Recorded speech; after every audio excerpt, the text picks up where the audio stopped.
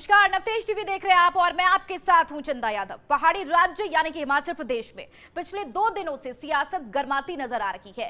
राज्यसभा चुनाव से शुरू हुई बगावत से अब सुक्खू सरकार पर खतरा मंडरा रहा है। पहले तो राज्यसभा चुनाव में 6 कांग्रेस विधायकों ने क्रॉस वोटिंग की, जिससे राज्यसभा की एक सीट भी कांग्रेस के हाथ से निकल गई। वहीं अगले दिन पूर्व मुख्यमंत्री वीरभद्र सिंह के बेटे और सरकार में मंत्री विक्रमादित्य सिंह ने इस्तीफा दे दिया। विक्रमादित्य ने सरकार पर विधायकों की अनदेखी के आरोप लगाए और यह भी दावा किया कि कई विधायक सरकार से नाराज हैं। वहीं मीडिया में सुक्खू के इस्तीफे की खबर चलने लगी तो खुद सीएम लेकिन सुक्खू ने सामने आकर इसका खंडन किया और 5 साल तक सरकार चलाने का दावा किया। लेकिन क्रॉस वोटिंग करने वाले सत्ताधारी दल के 6 विधायक ने हिमाचल विधानसभा में विपक्ष के नेता जयराम ठाकुर से मुलाकात कर कांग्रेस हाईकमान की टेंशन बढ़ा दी है। और इतना ही नहीं, विधानसभा की कार्यवाही में शामिल होने पहुंचे कई विधायकों ने बीजेपी का साथ देने की बात भी कही। फिर क्या था, कांग्रेस आलाकमान ने डैमेज कंट्रोल करने के लिए कर्नाटक के deputy CM DK Shivakumar, Haryana के पूर्व सीएम भूपेंद्र सिंह हुड्डा, छत्तीसगढ़ के पूर्व सीएम भूपेश बघेल को पर्यवेक्षक नियुक्त कर शिमला भेजा, जहां वो विधायकों से बातचीत कर स्थिति को संभालने का काम कर रही है। वहीं हिमाचल के बदलते नंबर गेम को लेकर बीजेपी पूरे घटनाक्रम पर पैनी नजर बनाई हुई है।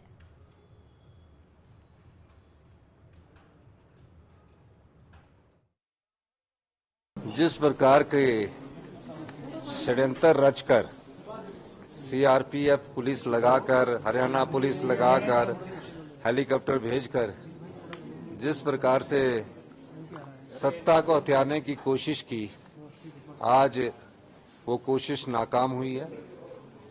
पिछले दिनों भी जिन विधायकों की खरीद फरोख्त की बात थी और ये पता लगा, और मैं दावे के साथ कह सकता हूं कि जिस प्रकार से उन्होंने प्रलोभन दिया होगा उसके कारण कुछ विधायक बिके हैं और हमने उनके खिलाफ डिस्क्वालिफिकेशन मोशन भी लाया है और जिसकी सुनवाई चल रही है। मैं एक बात और कहना चाहता हूं, लोकतंत्र में हमेशा सत्यमेव जयते होता है, सत्य की जीत हुई है। सभी हमारे जितने भी विधायक थे उन्होंने आज बजट पारित किया, मैं इसके लिए सभी का बहुत बहुत धन्यवाद करना चाहता हूं।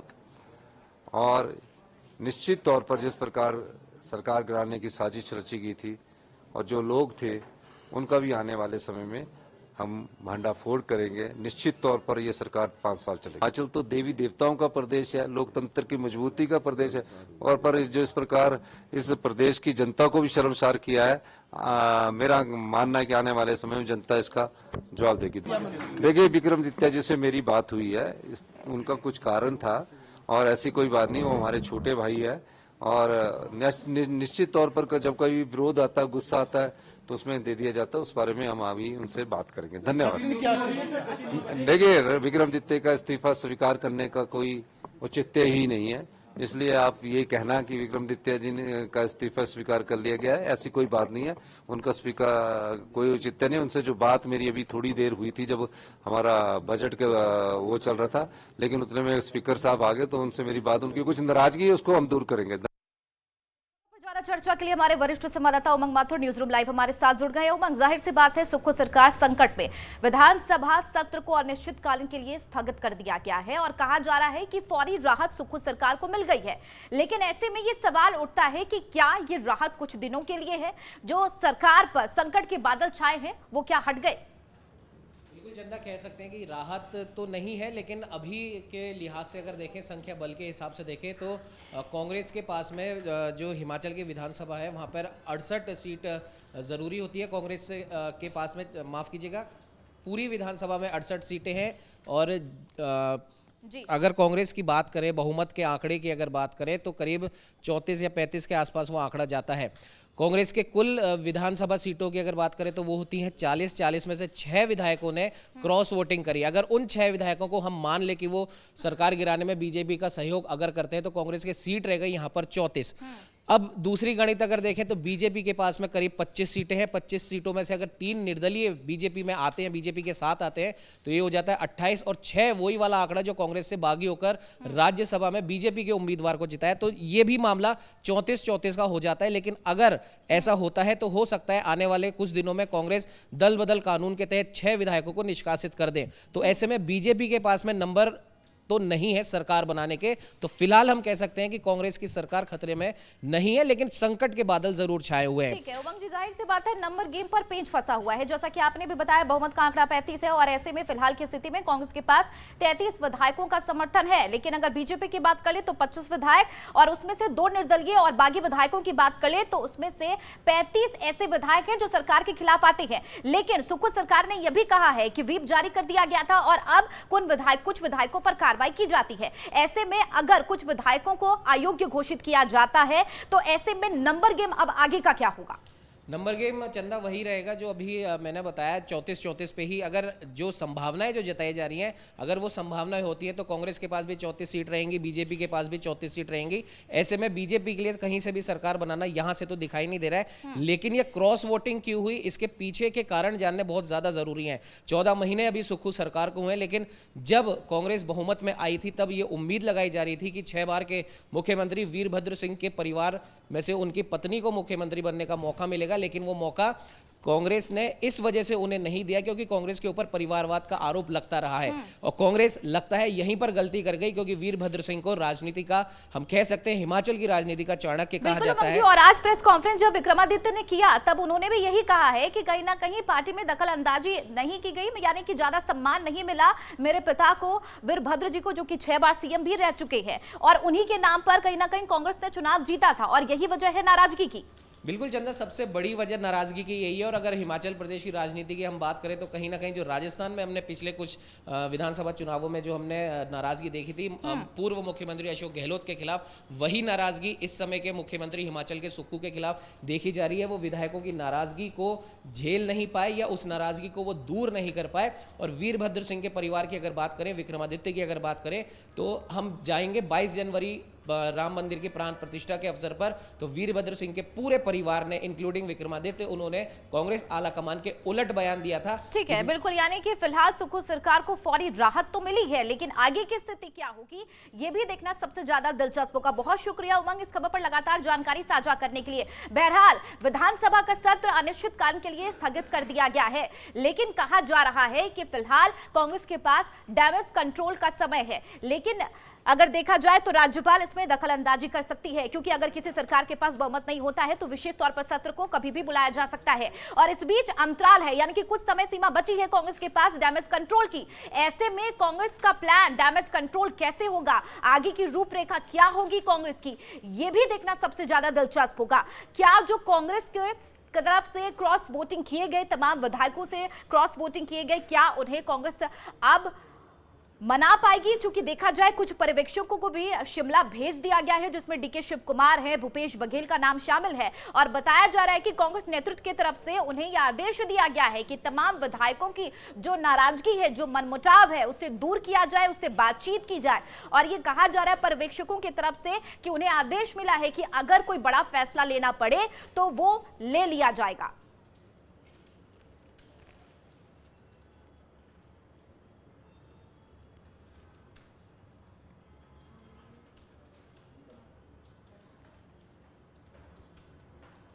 बढ़ेगा आगे। राजधानी दिल्ली में भाजपा प्रतिनिधि मंडल ने भारत निर्वाचन आयोग से मुलाकात की और जिसमें केंद्रीय मंत्री अश्विनी वैष्णव, भाजपा राष्ट्रीय महासचिव अरुण सिंह, ओम पाठक आदि मौजूद रहे। केंद्रीय मंत्री अश्विनी वैष्णव ने कहा कि हमने भारत निर्वाचन आयोग से निवेदन किया है कि हाई लेवल अपार्टमेंट में बूथ बनाया जाए, जिससे ज्यादा से ज्यादा लोग मतदान कर सके और 50% से ज्यादा 100% कैमरे लगाए जाए, जिससे उस एरिया की निगरानी हर पल किया जा सके। साथियों, भारतीय जनता पार्टी पूरे के पूरे इलेक्शन प्रोसेस में किस तरह से ट्रांसपेरेंसी आए, किस तरह से पारदर्शिता आए, किस तरह से वोटर्स का इन्वॉल्वमेंट हमेशा बढ़े, इसके बारे में हमेशा प्रयासरत रहती है। आज हमारे इस डेलीगेशन ने, भारतीय जनता पार्टी के इस डेलीगेशन ने इलेक्शन कमीशन से मिलके कुछ रिक्वेस्ट किए हैं। उन रिक्वेस्ट में सबसे प्रमुख रिक्वेस्ट है कि हमारे जो अर्बन वोटर्स हैं, शहरों में और विशेषकर हाई राइज बिल्डिंग्स में रहने वाले वोटर्स हैं, उनकी सुविधा के लिए यथासंभव ज़्यादा से ज़्यादा उसी बिल्डिंग में, यानी जो हाई राइज अपार्टमेंट कॉम्प्लेक्स है उसी के अंदर ही पोलिंग बूथ स्टैब्लिश करे, जिससे ज़्यादा से ज़्यादा लोग चुनाव में पार्टिसिपेट कर सकें और पार्टिसिपेट करके अपना जो अधिकार है मत देने का, उसको लोग अपना अधिकार को। उधर जोधपुर में बीजेपी के कार्यकर्ता अब जल शक्ति मंत्री गजेंद्र सिंह शेखावत का विरोध कर रहे हैं। दरअसल सर्किट हाउस पहुंचे कैबिनेट मंत्री कन्हैयालाल चौधरी का कार्यकर्ताओं ने घेराव किया। भाजपा कार्यकर्ताओं ने केंद्रीय जल शक्ति मंत्री गजेंद्र सिंह शेखावत के खिलाफ नारेबाजी की। कैबिनेट मंत्री कन्हैयालाल चौधरी को घेरते हुए दर्जनों बीजेपी कार्यकर्ताओं ने उनसे कहा कि जोधपुर जिले का विकास कराने के लिए शेखावत का नाम आपने क्यों लिया? उन्होंने जोधपुर के लिए कोई विकास ही नहीं किया। बाहरी प्रत्याशी भगाओ जैसे नारे भी लगाए गए।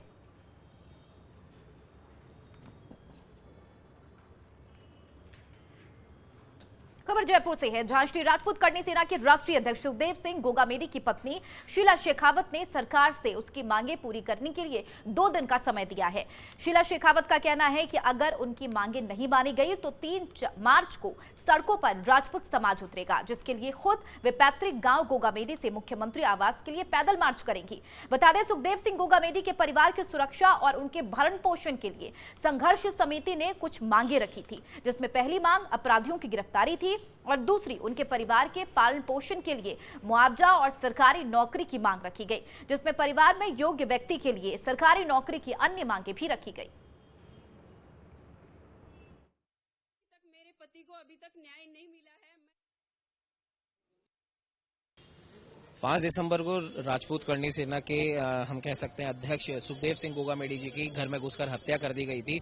उसके बाद पूरा राजपूत समाज ही नहीं, सर्व समाज सड़कों पर आ गया था और सुखदेव जी के लिए न्याय की गुहार लगा रहा था। आपको बता दें कि 15 दिन के बाद ही एनआईए को ये पूरा मामला सौंप दिया गया, लेकिन आज सुखदेव सिंह का परिवार यहाँ पर खड़ा है, अपने लिए न्याय की मांग कर रहा है। हमारे साथ उनकी पत्नी शीला जी हैं। शीला जी, प्रमुख मांगे बताइए, बहुत शॉर्ट। सर, अभी तो फिलहाल हमारे गवाहों की सुरक्षा मिल जाए और आर्थिक जो पैकेज देना था वो मिल जाए और सरकारी नौकरियों के लिए बोल रखा है। तो ये जो 11 मांगे हमने मांगी थी, जो जिनमें से 2 तो मान ली थी उसी टाइम पे, अदरवाइज जो रह गई वो हम चाहते हैं कि जल्दी से जल्दी मान ली जाए। सरकार का कोई प्रतिनिधि आपसे मिला या आप सीएम साहब से मिले? नहीं, सीएम साहब से मिलने की कोशिश करी 2-3 बार, लेकिन उन्होंने टाइम नहीं दिया। और अदर में 1-2 के पास हम मिले हैं तो उन्होंने बोला कि हाँ, जल्दी हम आपके भाई जो भी आश्वासन दिया है वो पूरा करेंगे। जी। सुखदेव जी के साथ कई उनके गार्ड्स भी थे जो उनके सुरक्षा करते थे। उनमें से भी एक जिनकी मृत्यु हुई है, उनके गार्ड रूपी भाई थे, उनकी भी मृत्यु हुई थी। उनकी भी धर्मपत्नी हमारे साथ है। मैम, आपकी क्या कुछ मांग? जी, उस टाइम यही कहा गया था कि आपको आर्थिक सहायता दी जाएगी और सरकारी नौकरी दी जाएगी और सुरक्षा मुहैया कराई जाएगी। अभी तक उसका कोई ध्यान नहीं दिया गया है, तो बस यही मांगे हैं जो पूरी कर दी जाए। हमारे साथ में आपको बता दें कि सुखदेव जी के परिवार से और भी लोग हैं। सर, राठौड़ साहब आपके पास में आए थे वो धरना खत्म करने की और आश्वासन भी दिया था, उस बारे में क्या कहें? नहीं, आश्वासन दिया था। आश्वासन में हमें जो 11 सूत्री मांगे, जो हॉस्पिटल के बाहर जो धरना प्रदर्शन कर रहे थे, उसमें 11 सूत्री मांगे थी। उनमें से जो मांग थी वो एनआईए की मांग थी, वो तो जो समिति बनी थी उसकी थी। परिवार के लिए जो मांगे की गई थी तो उसमें सुरक्षा की मांग थी, वो सुरक्षा की मांग कर दी। सभी को हथियार उपलब्ध कराने और लाइसेंस की बात की थी, वो आज तक पूरी नहीं हुई है। उनके सबके पेंडिंग पड़े हैं, अभी तक किसी के लाइसेंस नहीं बन रहे हैं। वो प्रक्रिया में उलझा के रख रखे हैं, जहां कलेक्टर के जाओ, एसपी के जाओ, किसी के पास जाओ, आज तक उनके हथियारों के लाइसेंस नहीं बने। तो सुरक्षा कब तक सरकार देगी? ये सुरक्षा कब तक दे रही है सरकार, जब लाइसेंस ही नहीं बन रहे? हथियार लेके कैसे सुरक्षा करेंगे? जो 1-1, 2-2 पीएसओ दिए हैं, वो इन पीएसओ से होती तो हमने सुरक्षा के लिए मांग की थी सुखदेव जी से। हमने अनशन किया था, धरना प्रदर्शन किया था, केसरिया महापंचायत में उनसे मांग की थी। वो सरकार फेलियर थी। हमारी मांग है, उस टाइम में जिन्होंने सुरक्षा देने में जो नाकाम अफसर रहे थे, उनको एसआईटी बिठा के उनकी जांच क्यों नहीं कर रही है? तो जब नई सरकार आएगी, पहले 2 साल अपन पुरानी सरकार पे कर रहे थे, अब नई सरकार बनी, हमें क्या दे रहे हैं आप? उनकी सुरक्षा और जो हमें उनके साथ करनी सेना के जो हमारे पदाधिकारी हैं, रात दिन के साथ कर रहे हैं, वो भय के वातावरण में जी रहे हैं। हम बाहर नहीं निकल सकते, इन दरिंदों के डर से बाहर नहीं निकल सकते। तो सरकार क्या कर रही है? कब तक सोई रहेगी? संरक्षक करणी सेना के वो भी हमारे साथ मौजूद है। सर, 80 दिन बाद आप फिर से यहाँ पर आए हैं। गवाहों की भी सुरक्षा की मांग की गई थी, लेकिन गवाहों को जैसा कि भाई साहब ने बताया कि उनको बिना किसी उसके अपराधियों के सामने पेश कर दिया गया। और अब जो ये न्याय यात्रा जो निकाली जा रही है, ये कहां से कहां तक निकलेगी, कौन सी तारीख से निकलेगी? ये न्याय यात्रा वैसे परमानेंट कोई इरादा नहीं था हमारा। हमने आप लोगों के माध्यम से जो मांगे रखी गई है, हो सकता है सरकार इनको सुन ले, और हम भी प्रार्थना करते हैं सुन ले। तो अगर मान ली जाएगी तो हम न्याय यात्रा स्थगित कर देंगे। लेकिन हमारी अगर मांगे नहीं मानी गई तब हमें ये निर्णय लेना पड़ेगा। निर्णय तो कठिन ही है कि डगर छोटी नहीं है, पैदल चलना भी कोई सुविधाजनक नहीं होता और लोगों को दुख देना भी कोई फायदेमंद सौदा नहीं होता। लेकिन मजबूरीवश अगर ऐसी हमारी मांगे नहीं मानी गई तो फिर हम न्याय यात्रा गोगामेडी से मुख्यमंत्री आवास तक और CMRO तक की निकालेंगे। तो ये थे सुखदेव सिंह गोगामेडी के परिवार के लोग, उनकी धर्मपत्नी, उनके भाई, उनके करणी सेना के संरक्षक। और इन लोगों का साफ तौर पर ये कहना है कि अगर राजस्थान सरकार, जिन्होंने आश्वासन दिया था जब ये लोग धरना प्रदर्शन कर रहे थे मेट्रोमास हॉस्पिटल के बाहर, तब इन्हें आश्वासन मिला था कि इनकी तमाम जो मांगे हैं वो मान ली जाएगी। लेकिन आज 80 दिन के बाद भी इनकी मांगे नहीं मानी गई है। इनका साफ तौर पर कहना है कि अभी 1-2 दिन हम और देखते हैं, अगर हमारी मांगे नहीं मानी गई तो 3 मार्च को गोगामेडी से CM हाउस तक ये न्याय यात्रा निकालेंगे। और उस समय भी अगर मांगे नहीं मानी जाती हैं तो फिर कई कड़े कदम करणी सेना उठा सकती है। सहयोगी कैमरामैन अजय के साथ उमंग माथुर, नवतेज टीवी, जयपुर। के बाद स्वागत है आपका। राजनीति का छोटा अखाड़ा समझा जाने वाला नगर निगम हेरिटेज के महापौर मुनेश गुर्जर की लड़ाई वाला दंगल इन दिनों चर्चा का विषय बना हुआ है। महापौर मुनेश गुर्जर की कुर्सी इन दिनों खतरे में नजर आ रही है। 100 पार्षद वाले नगर निगम में महापौर ने पार्षदों की बिना अनुमति और बिना चर्चा की 1130 करोड़ का बजट राज्य सरकार को भेज दिया। वहीं नगर निगम का बोर्ड बने 3 साल होने वाला है, लेकिन इस दौरान एक भी साधारण सभा बैठक अभी तक नहीं हुई, जिससे कांग्रेसी पार्षद के साथ साथ भाजपा और निर्दलीय पार्षदों में भी भारी आक्रोश नजर आ रहा है। इसी के साथ ACB विभाग में मुनेश गुर्जर के साथ साथ उनके पति पर भी भ्रष्टाचार करने का मामला ACB कोर्ट में सुनवाई पर चल रहा और मुनेश गुर्जर पर भ्रष्टाचार करने के आरोप भी लगते नजर आए हैं। इसी कड़ी में बीजेपी के 44 पार्षद के साथ 47 पार्षद कांग्रेस के आज नगर निगम आयुक्त से मिले और सामूहिक इस्तीफा देने की अर्जी भी लगाई है। वहीं अब इन तस्वीरों के बाद मुनेश गुर्जर की कुर्सी पर शनि कुंडली मारकर बैठ गया है और अब महापौर की कुर्सी खतरे में नजर आ रही है। पता चला 1130 करोड़ का बजट एक बार फिर पार्षदों की बिना राय के तीसरे साल इन्होंने वापस सरकार के पास भेज दिया। हमारे चुनने का मतलब क्या है फिर? तो क्यों नहीं अविश्वास प्रस्ताव लाते, क्यों नहीं हटाते इसमें है? और हम 6 तारीख की साधारण सभा है हमारी, उस दिन हम दिखा देंगे कि हम क्या कर सकते हैं। दूसरी चीज की करप्शन कहाँ हो रहा है? पहले जो 2 साल से बजट आ रहा है उसका भी किसी को पता नहीं।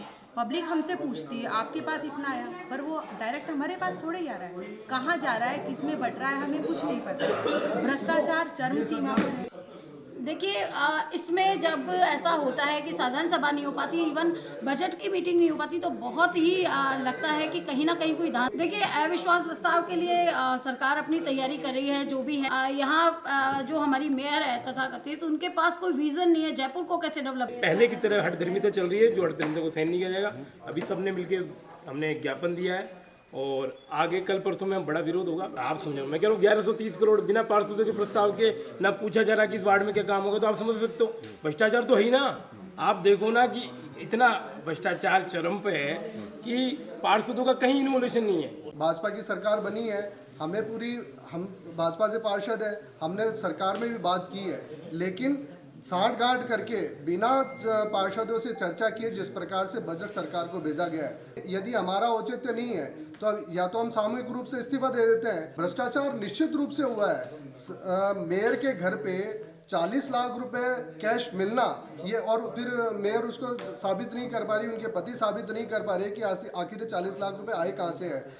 वो सब खुली बातें। कांग्रेस सरकार ने 2 बार भ्रष्टाचार के आरोप में उसको सस्पेंड किया मेयर को, तो कहीं ना कहीं आज सारे काम जो रुके हुए हैं वो भ्रष्टाचार के पीछे रुके हुए। कोई काम नहीं हो पा रहा, रोड का काम नहीं हो पा रहा, गाड़ियाँ वो खरीदी जाती हैं जो जरूरत नहीं है, रोबोट खरीद ली जाती हैं 35-35 लाख रुपए के, जिनसे सीवर साफ नहीं होता है। तो हर एक वो चीज़ जो निगम को जरूरत नहीं है वो खरीदी जाती है। तो कहीं ना कहीं इसमें आप सोच सकते हो कि भ्रष्टाचार के कारण ही ऐसे उपकरण और ऐसे संसाधन खरीदे जा रहे हैं। जनता के काम करेंगे तो चुनाव लड़ेंगे, और जनता का काम करने विफल रहे तो इस्तीफा भी दे सकते हैं।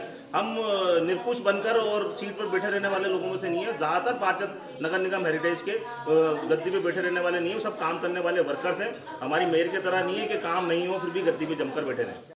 हालांकि महापौर मुनीश गुर्जर इस सबको षड्यंत्र करार दे रखी है। आइए सुनाते हैं क्या कहना है उनका। रही बात षड्यंत्रकारियों की, लॉबिंग नहीं है, उसको षड्यंत्रकारी कहा जाएगा। उन्होंने जो षड्यंत्र किया, क्योंकि षड्यंत्र क्षणिक समय का आपको खुशी का अनुभव दे सकता है, लेकिन परमानेंट नहीं होता। जो आप षड्यंत्र जिस प्रकार से कोई छल कपट द्वेषता से करता है, तो आपने देखा होगा ईश्वर भी यही कहते हैं कि ना आप थोड़े समय के लिए किसी के साथ गलत करके अपने आप को खुश महसूस कर सकते हो, लेकिन ये लंबा समय नहीं है, परमानेंट नहीं है। फिर आप अपने समय का इंतज़ार करें। और मेरे खिलाफ ऐसी कोई लॉबिंग है नहीं हुई है, और मैंने कभी किसी को पर्टिकुलर पर्सनल टारगेट कभी ना तो किया है, ना मैं करूँगी। मैं उसूलों की राजनीति करती हूँ, ऐसी तुच्छ राजनीति मैं करती नहीं हूँ। मैंने हमेशा से कहा है, मैं किसी को गिराकर उठने वालों में से नहीं हूँ। मैं अपनी ईश्वर के हाथ में है। ईश्वर ने चाहा, मैंने पहले भी कहा था, मैं सुदर्शन चक्रधारी पे मेरा पूरा विश्वास है और उनका चक्र चलेगा। आप देखिएगा, सत्य सत्य रहे। छोटी राजनीति करती नहीं हूँ, वो भी होगा सब ईश्वर के हाथ में, लेकिन मैं जब तक। इसी खबर पर ज्यादा चर्चा के लिए सुरेंद्र सोनी हमारे सहयोगी लाइव जुड़ गए हैं। सुरेंद्र, जाहिर सी बात है मुनीश गुर्जर को भी हमने सुना किस तरीके से वो कहते हुए नजर आ रही हैं कि हमने कभी तुच्छ राजनीति नहीं की, कभी किसी का गलत नहीं सोचा, ये जो हो रहा है वो षड्यंत्र रचा जा रहा है। तो वहीं दूसरी तरफ कुछ पार्षदों का कहना है कि मुनीश गुर्जर का कोई भी विजन नहीं है। देखिए चंदा, आपका सवाल कई तस्वीरों को साफ करने वाला है, इसलिए मैं तो सिर्फ इतना ही कहना चाहूँगा कि अगर मैं झुक जाऊँ तो मसला हल हो जाएगा, मगर इससे मेरे किरदार का कत्ल हो जाएगा। अब देखिए कि छोटा सा अखाड़ा है राजनीति का, जिसको कहा जा सकता है नगर निगम। अब नगर निगम में देखिए कि 100 पार्षद हैं, और पिछले 3.25 साल तक अब एक यहाँ सबसे बड़ी लड़ाई यहाँ जो देखी जा रही है वो यही है कि न तो 3 साल तक यहाँ पर कोई साधारण सभा की बैठक की जाती है, और दूसरी बात ये कि इन 3.25 सालों में जब भी नगर निगम की तरफ से बजट को लेकर के अगर कोई प्रस्ताव रखा गया है या बात गई है सरकार तक, तो वो बिना पार्षदों के पूछे या बिना पार्षदों के चर्चा की है। देखिए यहाँ पर कुछ पार्षदों को बेहतर तवज्जो दी जाती है, कुछ पार्षदों को नजरअंदाज किया जाता है। अब गाहे बगाए कोई कितने ही कोई बातें कर ले चंदा, लेकिन वो तस्वीरें धरातल पर बिल्कुल अलग डिफरेंट नजर आती है। देखिए अब यहाँ पर लगातार मुनीश गुर्जर को इस बात का भी खतरा है कि अगर यहाँ पर साधारण सभा की बैठक होती है, क्योंकि सारे पार्षद एक मन बना चुके हैं कि अब अविश्वास प्रस्ताव लाना चाहिए, क्योंकि काफी कुछ देर भी हो चुकी है, क्योंकि सरकार को बने हुए लगभग जो है वो 2 महीने का वक्त भी हो चुका है। तो अब कहीं ना कहीं बीजेपी की सरकार में अब ये थोड़ा सा पलड़ा जो है वो बीजेपी का। जाहिर सी बात है साधारण सभा की बैठक नहीं की गई, और ऐसे में अगर बैठक नहीं की जाती है, सभा नहीं की जाती है, तो जाहिर सी बात है कई ऐसे मुद्दे हैं जिन पर चर्चा नहीं की जा सकती और नहीं होगी, जिससे खामियाजा कहीं ना कहीं जनता को भुगतना पड़ सकता है। ऐसे में अगर देखा जाए मुनीश गुर्जर को लेकर अविश्वास प्रस्ताव अगर पेश किया जाता है, तो ऐसे में आगे की स्थिति क्या होगी और किस तरीके से इस स्थिति से मुनीश गुर्जर निपटेगी? देखिए लगातार गाहे बगाए देखा जा रहा था कि मुनीश गुर्जर बीजेपी में जाएगी, लेकिन बीजेपी में भी मुनीश गुर्जर को लेकर के काफी मंथन किया गया है। देखिए क्योंकि इस वक्त राज्य सरकार जो है वो भजन सरकार है, और भजन सरकार जीरो टॉलरेंस को लेकर के काम कर रही है, लेकिन मुनीश गुर्जर पर जो है वो भ्रष्टाचार करने के आरोप लगे हैं। एसीबी में मामला चल रहा है।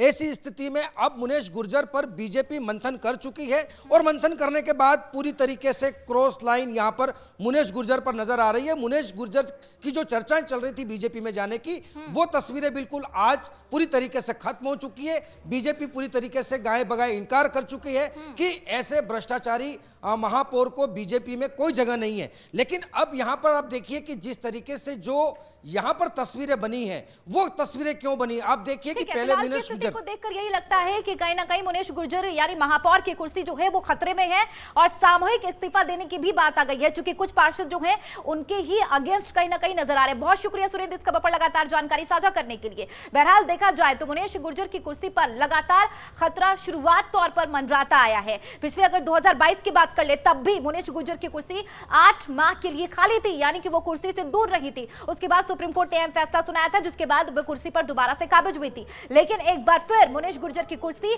खतरे में नजर आ रही है। तमाम पार्षद जो हैं वो हंगामा कर रहे हैं कि साधारण सभा की बैठक नहीं हुई है, मुनेश गुर्जर का कोई विजन नहीं है।